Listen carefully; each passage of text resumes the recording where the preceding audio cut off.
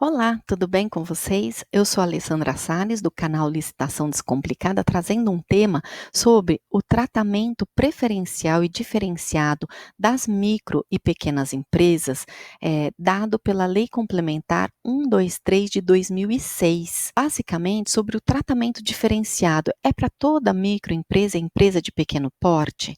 E a Eireli é a mesma coisa que ME-EPP? É possível dispensar esse tratamento diferenciado às EMEs e EPPs? Então, olha lá, são vários os benefícios trazidos pela Lei Complementar 123 de 2006. Se o município, o estado, ele não possuir legislação própria, é obrigado a observar o que dispõe essa lei complementar. O governo federal, ele possui um decreto para a sua administração direta e indireta, que é o 8538 de 2015.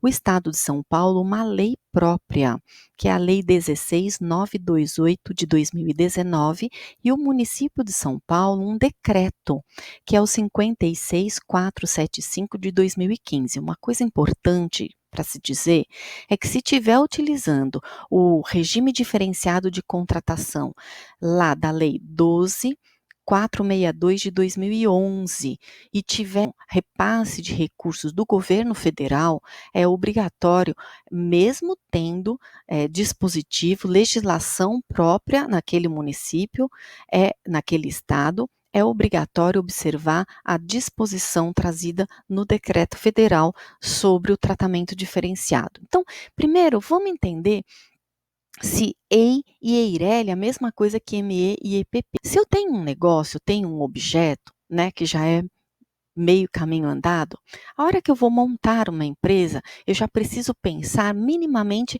nesses três pontos centrais. Primeiro, sobre a formatação dela, né? Uma formatação jurídica. O que eu vou querer?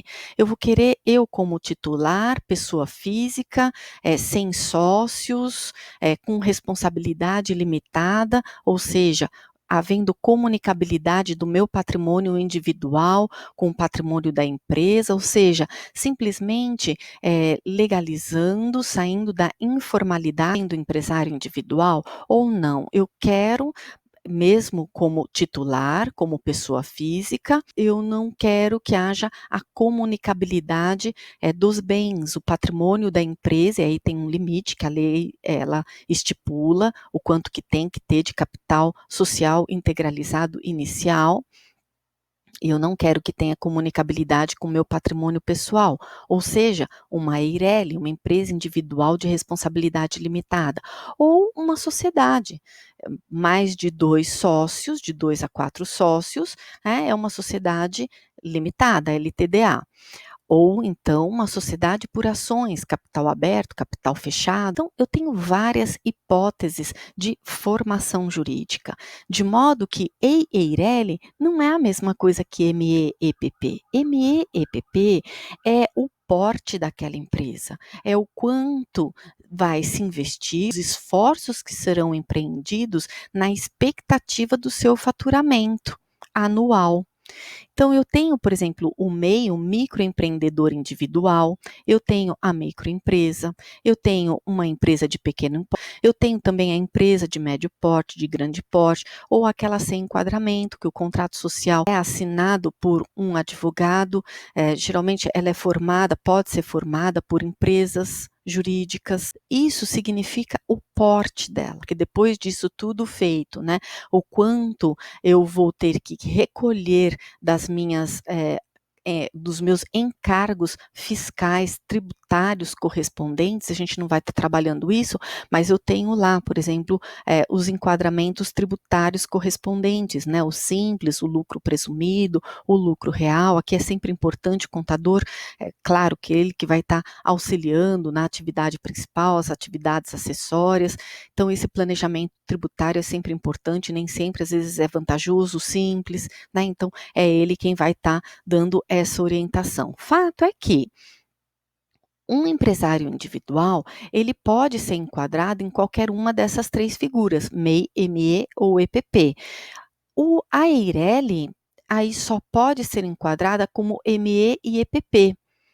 ela pode até estar aderida ao sem enquadramento, né, porque ela não se enquadraria em nenhuma dessas outras hipóteses. Isso talvez até seja possível, no entanto, qual que é a sugestão que se faz? Numa licitação, sempre é exigido o contrato social, verificar qual que é a classificação que está constando no contrato social e, se não estiver, qual que é o registro na junta comercial correspondente. A classificação do porte dela está como ME, como EPP, e é correspondente ao faturamento bruto anual. Então, o faturamento bruto anual no exercício anterior fechou em até 360 mil? Se fechou, está cadastrado, classificado como microempresa. Se fechou até 81 mil, autônomo legalizado, certamente estará cadastrado como um MEI. EPP, empresa de pequeno porte, estaria acima de 360 mil, mas abaixo esse faturamento de 4 milhões e 800 mil. Então, é importante compreender que não há essa comunicabilidade entre EIRELI ser a mesma coisa que MEEPP. EIRELI vai se enquadrar como MEEPP como a limitada. Uma sociedade limitada também pode ser MEEPP ou não. Então, é sempre importante conferir o contrato social, conferir o registro na junta comercial, para saber qual que é o enquadramento que foi dado a ela no porte dela correspondente ao faturamento do ano anterior. Avançando sobre o segundo questionamento, se essas microempresas, empresas de pequeno porte, elas são sempre beneficiárias do tratamento diferenciado, do tratamento preferencial da Lei Complementar 123 de 2006 e demais legislações específicas dos entes federativos, que essa plataforma já vai começar a abrir, a próxima já vai dizer um pouco melhor.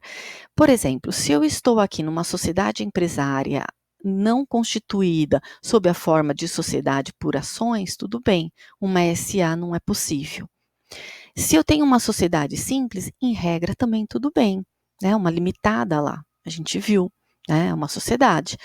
Agora, se eu tiver numa cooperativa, a cooperativa de consumo, ser classificada como MEPP, ela pode ser beneficiada nas licitações públicas da Lei Complementar 123 de 2006. Agora, as demais, cooperativa agropecuária, de trabalho, de crédito de saúde, serviço de infraestrutura, não. A empresa individual de responsabilidade limitada, a EIRELI, a gente já falou, empresário individual também, o produtor rural, pessoa física, empresário individual, é a mesma coisa, o agricultor familiar e o MEI, microempreendedor individual. Agora também, a Lei Complementar 123 de 2006, no artigo 3º, parágrafo 4º, incisos 1 a 11, traz outras circunstâncias. Em pessoas jurídicas, diz o seguinte: uma EPP que no ano calendário anterior, portanto, né, anual, exceder o limite da receita bruta anual, deixa de ter o privilégio, a prerrogativa do tratamento diferenciado, assim como aquela pessoa jurídica de cujo capital sejam participantes entre si, havendo comparativo entre duas empresas. Existem exceções no parágrafo 5º, é o parágrafo seguinte. Empresa com sede, por exemplo, no exterior, não tem essa prerrogativa, com pessoa física inscrita como empresário e já empresário individual e já beneficiário do tratamento da lei complementar. Não tem. Sociedade por ações, SA, não tem. Exercício financeiro, banco, investimento, sociedade de crédito, corretora.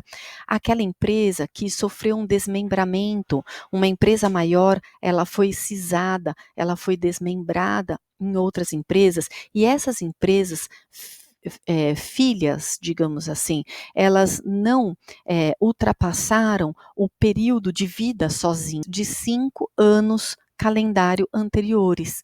Então, dentro desses 5 anos, elas não têm esse direito a essa prerrogativa. Acima, sim.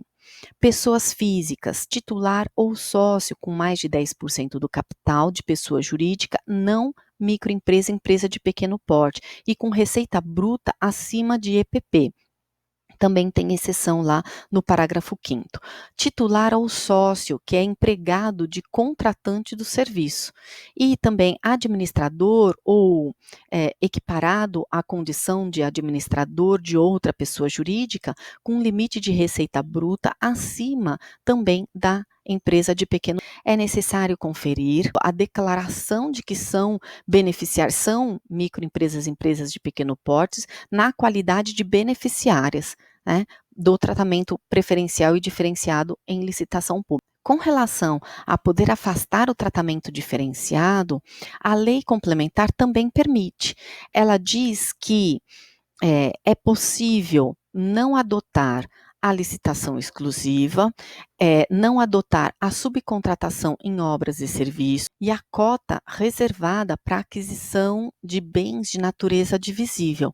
As outras prerrogativas não foram eliminadas, por exemplo, a documentação de regularidade fiscal e trabalhista, poder apresentar com irregularidade e regularizar no prazo de até 5 dias úteis, e podendo ser prorrogado esse prazo, se previsto isso em edital. Então, os outros benefícios da microempresa e empresa de pequeno porte não foram suprimidos da legislação, apenas a inaplicabilidade dessas 3 vertentes na lei complementar. Diz que eu não adoto essas 3 figuras quando não tiver pelo menos 3 fornecedores competitivos enquadradas como MEs e EPPs, sediados local no mesmo município ou regionalmente no mesmo estado ou região metropolitana e capazes de cumprir as exigências estabelecidas no edital. Aqui eu vou conferir essa hipótese sempre na minha fase externa. E aqui sempre quando eu tiver naquela parcela da licitação exclusiva ou da cota reservada. O tratamento diferenciado não for vantajoso para a administração, representar prejuízo ao conjunto ou complexo do objeto a ser contratado. Isso precisa ser analisado, não é na fase externa, é na fase interna. E a licitação for dispensável e inexigível, que está lá no artigo 24, 25 da Lei 8666 de 93, menos aquelas condições da dispensa em razão do valor, que são os incisos 1 e o 2 do artigo 24. Estes não têm o porquê ser afastado do tratamento diferenciado da ME-EPP. Eu não vou estar aqui, né, a gente abordando tudo, porque é repetitivo, mas o Estado de São Paulo, por exemplo, ele diz lá na sua lei que prioridade na contratação da MEPP regional, ou seja, dentro do estado ou na região metropolitana, cujo valor esteja compreendido até 10% do melhor preço, e esse melhor preço, obviamente, não sendo uma MEPP situada regionalmente, também está dentro das vedações lá, né, da possibilidade do afastamento, né, então também entra dentro dessa prerrogativa. As hipóteses permanecem as mesmas, né, o mínimo de 3 fornecedores na fase externa, o tratamento diferenciado não for vantajoso, e aqui deixa claro que tem que ser devidamente justificado lá na fase interna. E a licitação for dispensável, exceto lá para as dispensas em razão do valor, o que é preferencial às MEs e EPPs, observada mesmo em razão do valor, qualquer uma das outras 2 hipóteses, que são pelo menos os 3 fornecedores competitivos e o tratamento não for vantajoso. Então, essa é a particularidade que traz na lei do Estado. O município vai um pouquinho além. Ele segue a licitação exclusiva, a subcontratação e a cota reservada, então ele permanece nesse mesmo escopo, de modo com que os outros benefícios a micro e pequena empresa ainda ela contém dentro da licitação, e diz que para o mínimo de 3 fornecedores lá na fase externa, o tratamento não for vantajoso, que é lá na fase interna, eu preciso justificar, motivar pela autoridade que homologar a licitação, no caso da contratação direta, eu preciso justificar isso dentro do processo. A licitação dispensável e inexigível, ela mantém excluindo da mesma forma em razão do valor, que deverá ser justificada se não aplicar essa preferência, e inclui outras duas, dizendo que o tratamento diferenciado e simplificado, ele deve ser afastado se não for capaz de alcançar os objetivos do decreto e deve ser justificado, ou ainda quando a licitação for deserta ou fracassada, né? Então, é necessário, para esse caso de ser afastado o benefício do tratamento diferenciado e preferencial, observar a legislação, né, lei ou decreto da sua localidade, do seu município, do seu estado, porque pode ser que exista algo a mais, além do que aquele trazido na Lei Complementar 123 de 2006. É isso que eu tinha para trazer para vocês. Espero que eu tenha atendido aí as questões, agradecendo mais uma vez a participação. Muito obrigada. Até a próxima.